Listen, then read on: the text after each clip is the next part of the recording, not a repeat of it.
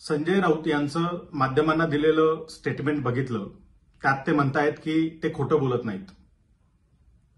मात्र महाविकास आघाडीच्या जागा वाटपासंदर्भात माध्यमांना माहिती देताना केवळ वंचित बहुजन आघाडीमुळे हे जागा वाटप रखडलंय की काय अशा पद्धतीची माहिती दिली जाते. प्रत्यक्षात 15 जागांवरती या 3 पक्षांमध्ये समझोता झालेला नाही.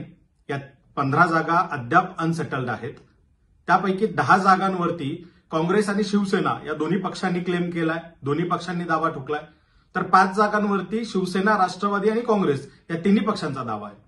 अशा 15 जागांचं वाटप अद्याप आपण करू शकलेलं नाही आहात, ते झालेलं नाहीये. या बाबतीत एक चकार शब्द काढला जात नाही.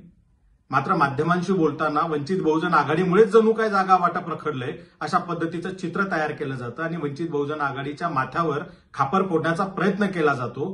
हा थांबला पाहिजे. जर तुम्ही सांगताय त्या पद्धतीनं जर तुम्ही खोटं बोलत नाही तर येत्या 24 तासात या 15 जागा डिक्लेअर करा.